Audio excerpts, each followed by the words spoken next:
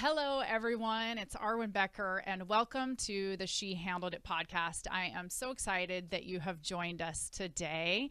And I'm really excited about my guest today because her strength and really her vocation has been a gift to me in an area that I've really carried a lot of shame and discontent throughout my life. So I'm going to actually open by reading a small snippet out of my book that really speaks to this.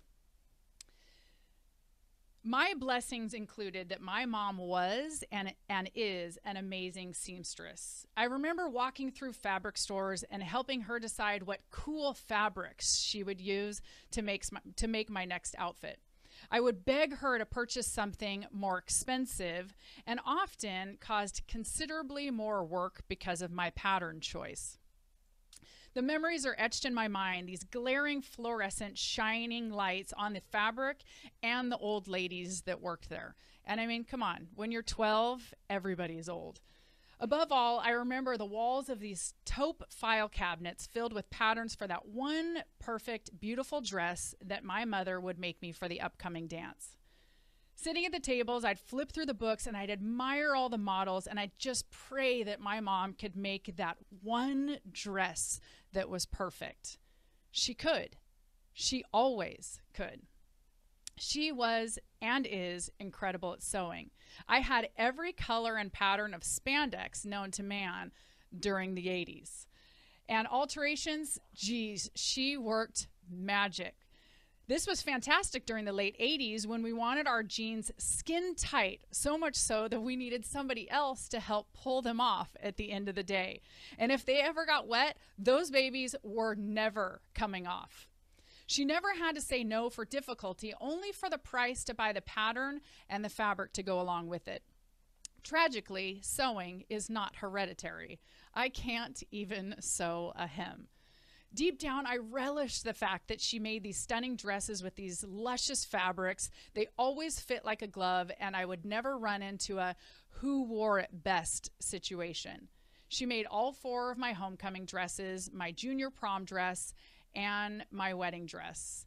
My wedding dress pattern was plain at best. And so my mom dazzled it up by sewing hundreds of crystals and fabric flowers on it, most of which went on the train, which I, of course, wore for about 30 minutes. After about some 30 hours enhancing this dress, my mom said she would never do that again, no matter how much somebody paid her. And this is the love of a mother, a gift of a mom, my mom. But thinking back to middle school, as much as I admired my mom, I was still embarrassed when other girls would compliment me and ask me where I got my outfit.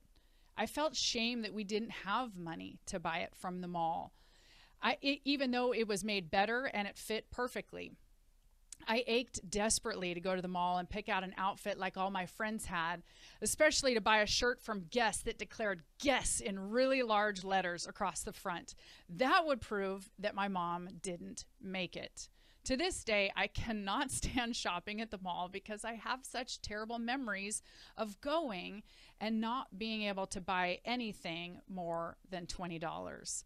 And thank God my guest today loves to shop because she has helped me in this area.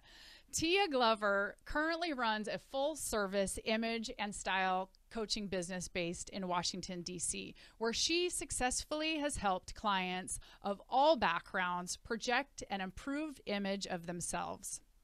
Her success comes from a deep understanding that a positive first impression gives you the confidence and positions you for greater success.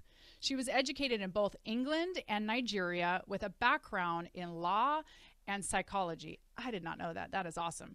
She loves to travel, and her friends would say, just like I am saying, she is a great shopping buddy. Tia, welcome to the show. Thank you for having me, Aaron. I'm so excited. Yes, I'm excited too. And I think about when, I think it was right around January of 2020. So right before COVID hit, I had asked for some help. I asked for you to come through my closet, start helping me look at what I owned and maybe some of the changes that I could make to have a, I don't know, a more suitable wardrobe, or just something that maybe was a little bit different. I don't know. I just knew that I needed a change, and I was so grateful because when you said to me, well, okay, so there are some things that we're going to need to get to enhance your wardrobe. Would you like to go buy them, or did you want me to go buy them for you? And I was like, oh, please, you go buy them for me, Oh gosh. because that's what you do. That's what I do, and it's what I enjoy. So secretly and selfishly, I was quite happy that you didn't want to step anywhere near a shopping center. I was quite happy to do that for you. Have you always enjoyed shopping? Is that something from just a little, from a young girl that you enjoyed? Yeah, I would say yes. I mean, my mum, I come from a long line of girls, girly girls. And so dressing up, the makeup, the hair, the perfume, just watching my mum over the years, I think definitely influenced me from a very young age. And do your daughters, because you've got a couple of daughters, are they the same? Oh, very much the same, very much the same. And I don't think I'd have it any other way, to be honest. I think it's interesting because my 12-year-old now has severely advised me that I will no longer be buying her clothes. And so we've gone through this, even though she knows that this is what mummy does for a living. I'm like, you do know that I'm a professional, but I've had to pull back a bit and let her take pride in her own creativity, in her own the way she sees herself, and just enjoying dressing herself, which is something that really one has to exercise, get used to, and get comfortable with. And so I'm surely not stepping in the way of that. I'm loving seeing what she's becoming. Aw, and did you have that with your mom too? Was there a time period? Did your mom help you with these things? Did you have any of that pushback too, where you're like, this is my thing now? You know, it's interesting actually. I think at a very young age, I came after two brothers. And so I think my mum was just so happy to throw pink and a bow on someone. Um, that when I actually recently, I was looking back at some older pictures, and I think she really had a field day with dressing me, and just doing that girl thing. But I would say that during my esteeming years, where I was learning how to dress myself and my body type and things like that, I was already in boarding school. I went to boarding school from the age of 8. So a Mm, lot of that I learned myself and by the other women who were around me, who were, again, young girls. So I think in interesting. that sense, that process was a little bit delayed. Yeah. And in Mhm. boarding school, where did you have to wear uniforms?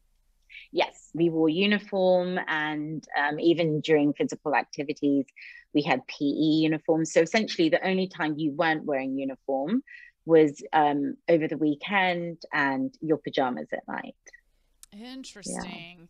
Yeah, I still wonder if I had a mom like yours, which actually my grandmother was like that. She was, always dressed to the nines whenever I saw her. She's just a classy, classy woman. She would always give me Cachet magazines when Cachet was in business for the 35 years they were in business or whatever it Yeah. is. And she would dog ear pages and go, "This dress would look great on you," cuz I hated wearing dresses. I was such a tomboy. It was like pink. No, nobody's ever getting me in pink, And so it's interesting that I grew into that, but it took me a while to embrace the feminine part of me that didn't feel like I had to prove that I had to be, like ready at any moment to compete with the boys. Do you follow me? Like, within clothes and Absolutely. stuff. Hair's pulled back, never have it all down, making sure I'm wearing my tough skin pants. No, whatever. All of those fun things. Yeah. So, well, I know, one of the things that I talk about a lot on the show is these generational patterns that often we get into, throughout life, and we see things that are going on in our past and they kind of perpetuate on forward. And I know that that was something that you had mentioned that you were really fighting. To undo this rejection and self esteem issues that you dealt with, but you also recognize that they were things that your mom, or maybe I should say mom, because that's what you would say, that she dealt with, and to really be able to put your daughters in a place where they're not dealing with it in the same way and be able to kind of break that generational curse. So, why don't you kind of take us back to where that struggle began for her or for you?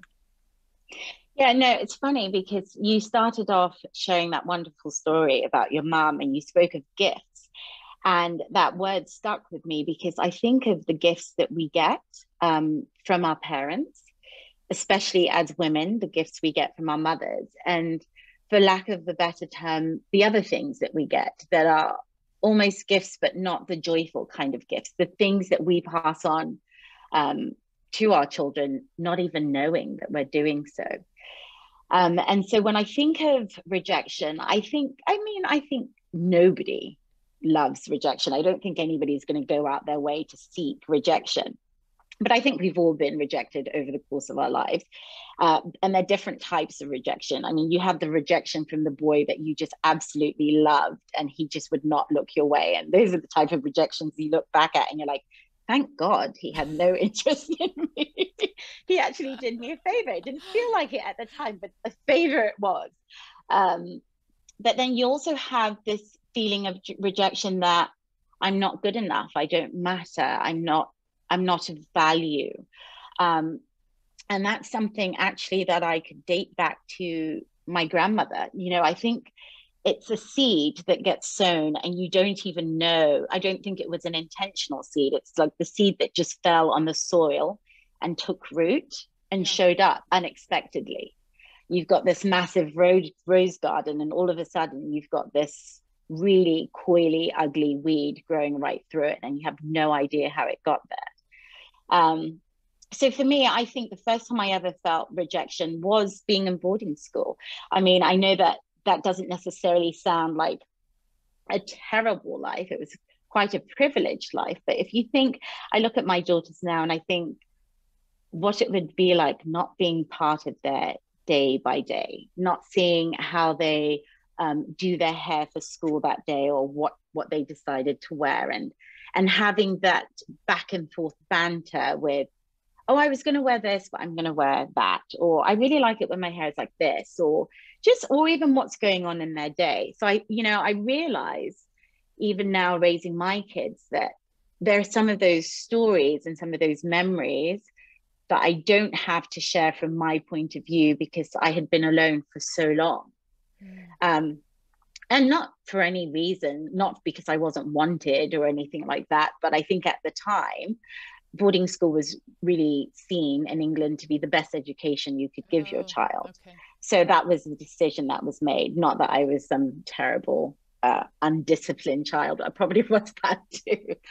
But I say all that to say that a girl, growing up, she does look to her mother. She does look to the women around her to form her identity and self-esteem. Well, the women around me were girls, and they were especially girls that didn't look like me. They weren't of the same race or the background that I had. We didn't have the same features, so I stood out like a sore thumb. And on a daily basis, I had to defend my appearance. I had to defend why my hair was so curly, why my lips were a bit fuller and my nose. And that's a lot. That's a huge feat to do right now at 40, let alone at 8. But, at the time, I didn't even know that I had feelings of rejection. They didn't actually take root. I'm sure it took root in the way I behaved, the decisions I made. But I don't think I actually had a word for it until I was older and a little bit more mature in my understanding of self to know where certain feelings and ideas about myself were coming from. Mm-hmm. And it definitely came from a place of rejection. Mm-hmm. And I'd be lying to say that didn't show up in an interesting way with my relationship with my mum, who I love dearly. She's an amazing woman, an amazing mother. And it was never anything that she said. It was never anything that she did, but there was this constant feeling of I had to do something in order for her to love me, or I had to be a certain way in order for her to accept me or receive me. Was that because you just didn't, that was the only way you got feedback from her? Maybe did she not initiate those things that would tell you that? So you had to do something in order to receive some sort of positive feedback from her? Is that how that went? Yeah, I do think we fell into that pattern. And, I'm careful with this because part of rejection is believing your own narrative. So I can say that to you, that yes, that was the only way I received feedback. And she could be sitting next to me today and say, that's absolutely not the case. Right. But I feel like once you already are coming from a space of rejection, you receive rejection. That's your lens, It's the lens that you're that's looking your through. lens. Yeah. It's the gift that you get given that you willingly accept for some reason without the knowledge of knowing that you could actually put it aside and not accept it whatsoever. So I think that was a changing point for me. Rejection for me was, yes, I was seeing these things through this lens. And I felt in order to gain love, in order to gain acceptance, it was by doing or being, but it was never by just being me. Right. But the funniest thing that's interesting is, I think if you were to have that conversation with her, she it would baffle her, Mm. because again, it's the seed that gets dropped that nobody knows that they sowed. And when I think back at my mum when she was my age, she didn't have her mum in her life. Um, my mum's half English and half Nigerian, and her parents got married in Nigeria. And during the war, my grandmother left to go back to England. So my mother's formative years, she was just with her dad. Wow. So she also didn't have a woman around her to say, your hair is beautiful just the way it is. Your features are amazing just the way it is. So it's interesting because when you look at things through a lens of rejection, the narrative you tell yourself is oftentimes, they didn't love me this way because I wasn't good enough, or Right. they don't value me. Right. But the grace stands in and says, once you have an understanding of how rejection works, you realize that you're assuming that the person can value you, not knowing whether or not they actually value themselves. Yeah. It's so often just a projection of who they are. You know, that's the common thing that I hear over and over and over again, that when we receive those words, you have to ask yourself, where is that coming from? That's much more a product of how they feel about themselves and not who you are. But we especially if we're in a place where we are needing validation, as I grew up very much in that, like if I do something good, I get positive feedback, therefore I feel good about myself. Do something good, positive feedback, feel good about myself. And it's this vicious cycle. And then of course, when the cycle gets broken, when I do something good and I don't get the positive feedback, then I feel that I'm a very low self-worth. And it took me a Yeah. long time to recognize that was a habitual pattern that I was under. And just like you said, that's a seed that if I don't get it right in my own life, I'm going to implant in my own children, that it's that same thing because they're seeing me do it. And so recognizing that is certainly a lot of the battle, but then being able to say, okay, well, how can I now perpetuate something different going forward? Because you're trying to help impact your daughters in a different way, which I imagine has been tough at times, because you probably go to back to habits of how maybe how you would have been handled as a child versus what's best for them to feel better about themselves, right? Yeah. I wish I could remember this podcast that I listened to. And the lady said, so much of our parenting has been so much about us more so than the child. And I've always tried to keep that at the forefront of my mind, because gosh, if I had parented based out of my deficits, me and Yeah. my children would be a mess. Right. I made a conscious decision when I was carrying my daughter, who's my firstborn.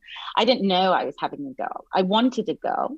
Everybody off the street would tell me I was having a boy, but I just knew that, like, I don't care if I have 6 children, there has to be a girl in there. I'm a girl's girl. This would just be bad Please, news. please. Anyways, she finally came and the announcement she was a girl. And it's amazing, actually. That was when I had to start doing most of my work, because then I realized, as I was parenting her and how my response to her initially was definitely out of a place of deficit. It was out of a place of of lack and need. Mm. And then as she got older and she's repeating to me the things that I say to her, Mm. or she's playing with her dolls and she's saying she's engaging with this doll the way I engage with her. I realized that the mission here was definitely to parent out of a place of strength. Mm. And it was only going to be as good as I was strong. And so even the cracks that I had to go forth and start fixing them quickly because this girl was mirroring what I was bringing. And I wasn't happy with what I was bringing whatsoever. How did So you I'm do telling, that? I mean, for you, to, recognizing him as one thing, but fixing him as another. I mean, what did that look like for you? um, I would say it was walking in purpose, intention, consciousness, and being really careful with my mouth and my thoughts. I people would rarely believe this about me, but I don't think I think the early years for women are the hardest, and the older we get, the better we get. But I was never secure about my looks, who I was, um, how I showed up. That was never a strength of mine. And it's interesting that right now my career is educating people on how they show up, how they look, how they're received. The reason for that was because I was looking in to other people for validity, for affirmation. And I think the older I got and the strength I got from being this little girl's mother, it taught me that I had to feel those things for myself. I had to equip myself with those things, believe it. That was the seed that I was intentionally going to sow. And so when it took up root, I knew what was there. Not the one that fell mistakenly, but the one that I intentionally Planted. planted. Mm-hmm.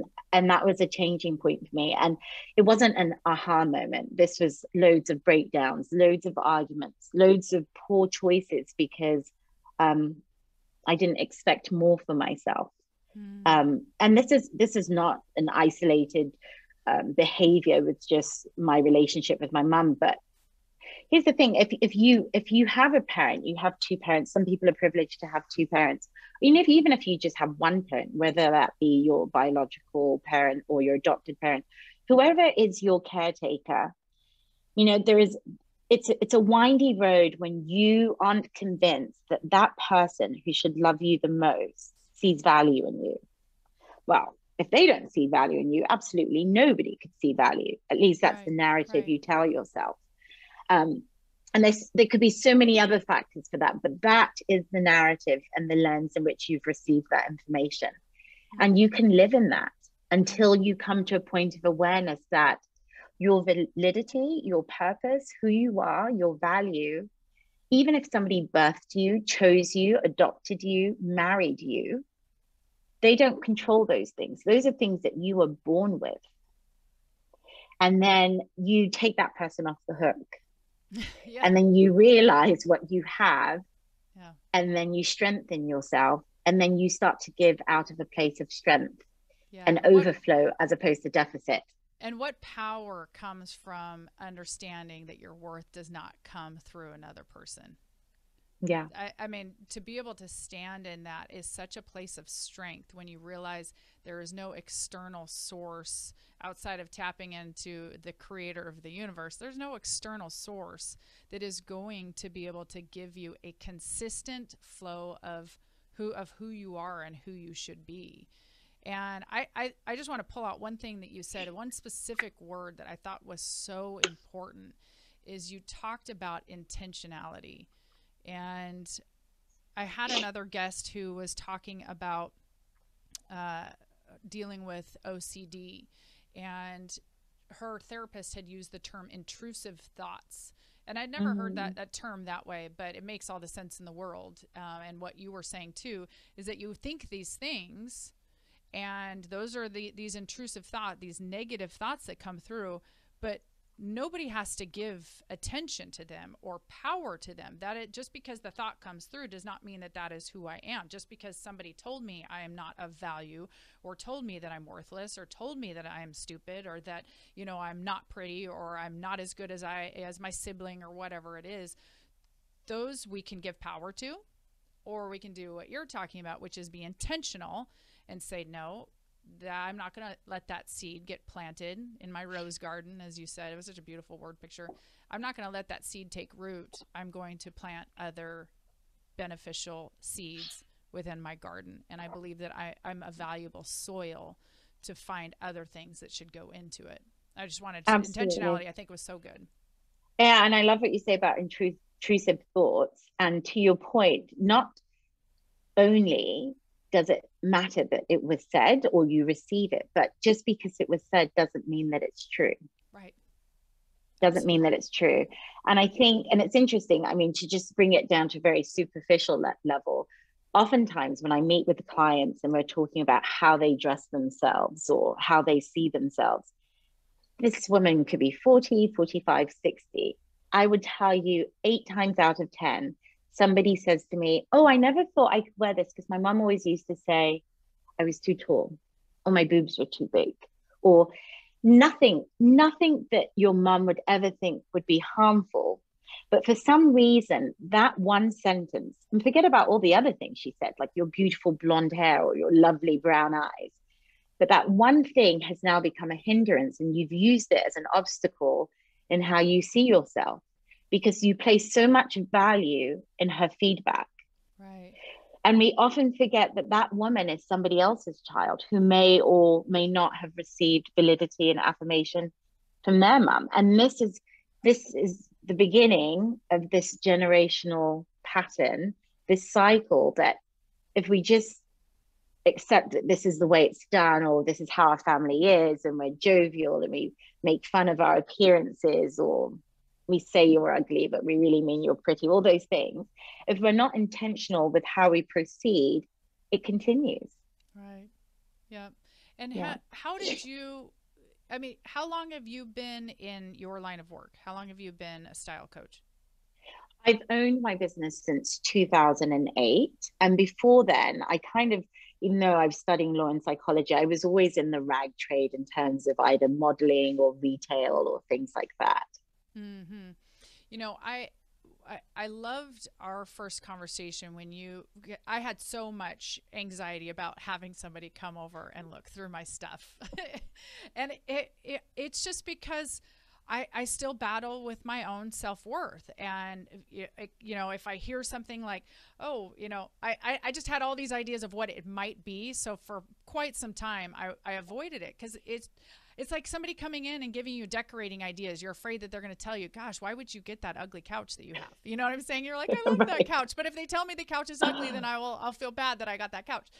Yeah. And kind of the same thing with having you come through my closet. But what I loved about your skill level, and I know that this is partially what you love to do. You're gifted at doing it, but you've also done it for a long period of time, so you've gotten very good at your craft.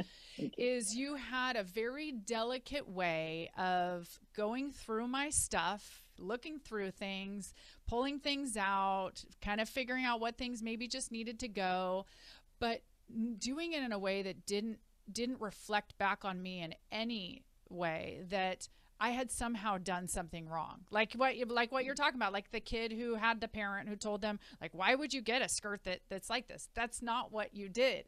But what I love what you did is you opened my eyes to some unknown behaviors I had no idea that I was doing.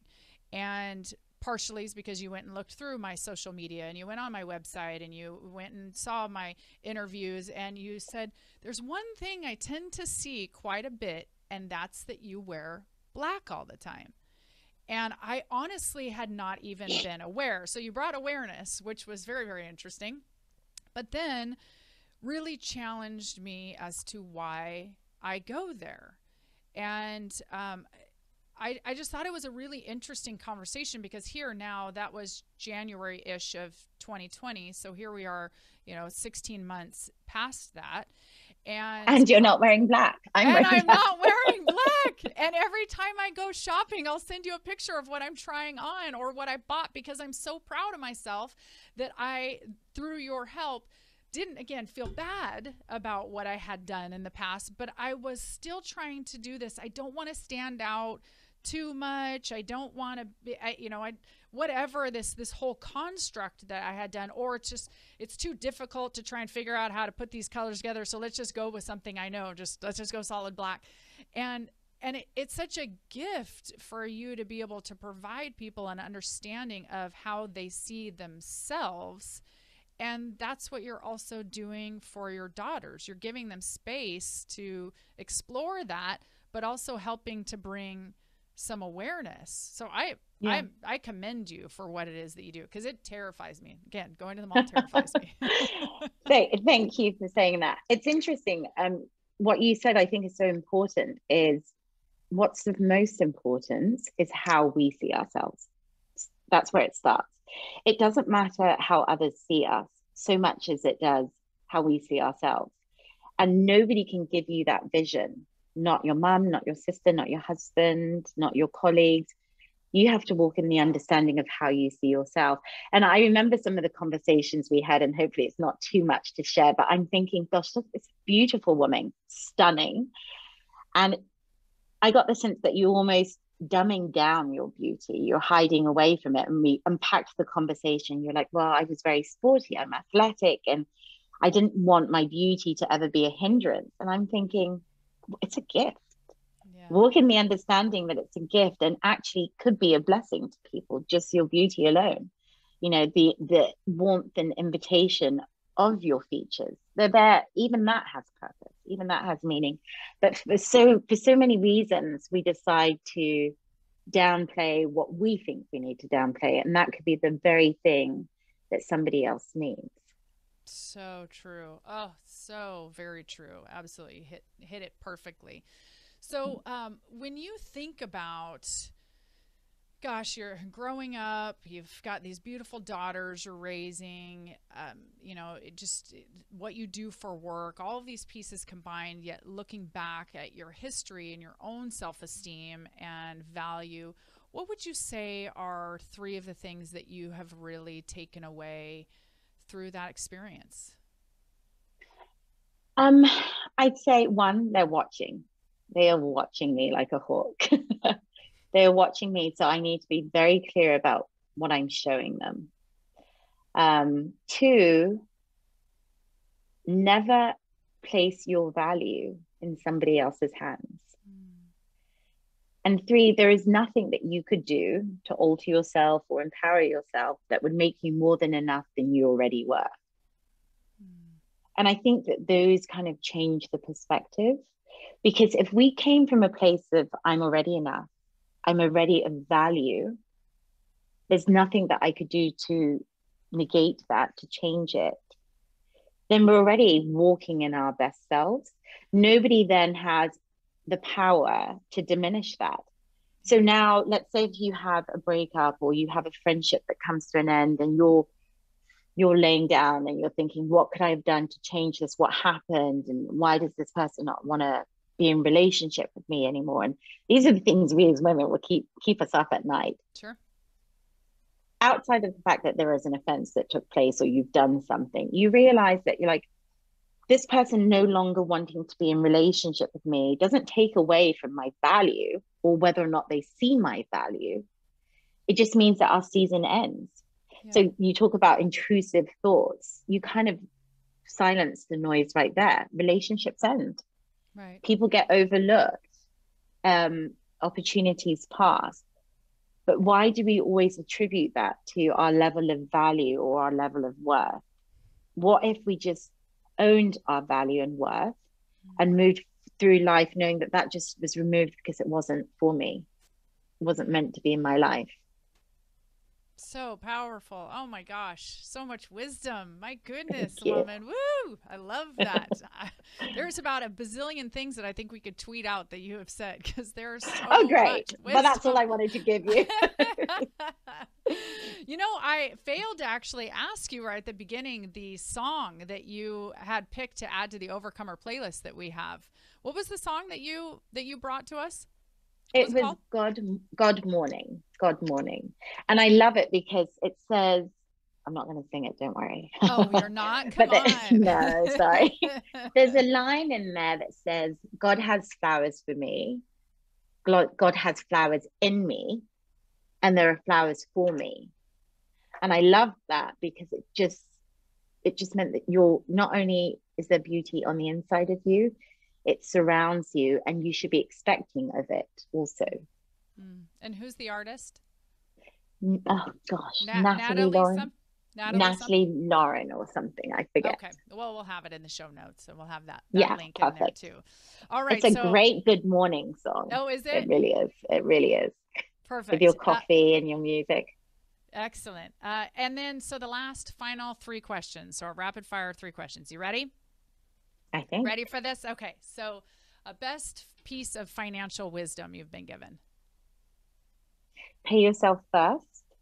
Save more than you spend, even if there's a sale. Even if there is a sale. Even at the Nordstrom annual sale. Choose wisely. And this is a woman who would know. That's got to be hard. You know, I just was thinking this quick side note. My first full job was JCPenney athletic apparel, and we were on commissions. And anything that if you could wear it to work, you got 40% off. So anytime stuff would go on sale and then it would go on clearance, and it was like, yeah, but I can also get another 40% off of it. It was nearly impossible for me to save any money because I always had an excuse to buy it because it was so cheap. I have to imagine you run into that stuff when you're shopping for people all the time going, oh, this is so great. All the time. And the barometer I use is if you wouldn't buy it, if it wouldn't have been as alluring full price, then you don't need it on sale. That's good advice. That's the guideline. That's it right there. That's great. I love that. Perfect. Okay, so then what about a book? Favorite book and why? I really love the book Boundaries by Dr. Cloud and Townsend, because I think the best way to navigate relationships is setting up healthy boundaries. It helps you, it helps them, it helps everyone. Especially for women, because we often struggle in that. So healthy boundaries, Yeah. very good. And then finally, a quote that you love. I would say Love is never any better than the lover by Toni Morrison. Can you say it again? Love is never any better than the lover by Toni Morrison. And in this case, with this conversation, I would say we are the lovers. We are the lovers of self. So we can never expect any love that's greater than the love that we'd give ourselves. That's beautiful. I love it. We're the lovers. So good. So how can our listeners get a hold of you? Tell us all the juicy details of where to find you. Okay, so website is tiaglover.com, TIAGLOVER.com. Instagram is at the Glover Girl, GLOVERGIRL. I could nearly not spell that then. Yes, I would love to. Yeah, get in touch with me. I'd love that. Perfect. And you are such a light. You are so wonderful. I've learned so much from you, even just watching how you live your life. And I think that there is a lot of truth to the fact that you love well. You really do want the best for your kids. You want the best for the people around you, but you also walk in your own light. And that's what I see through how you are on social media, because a lot of people want to put this false version of who they are.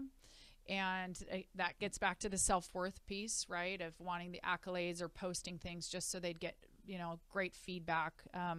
And yet what you post is very much of who you are. It's bright. It's life-giving. It's, you're a luxurious woman. And I don't mean that in a fabrics and great clothing. It's just that you choose to walk in the beauty and in the fullness of the beauty of who you are. And because of that, you give women just like me, that people would assume always has thought that way, you give me the permission to do the same, that I can walk in that fullness. So thank you for doing that for all of us. I really appreciate that.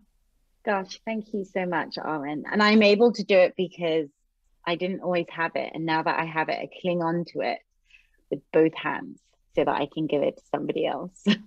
Oh, I love it. Well, thank you so much for joining us on the show today, my dear. Thank you so much.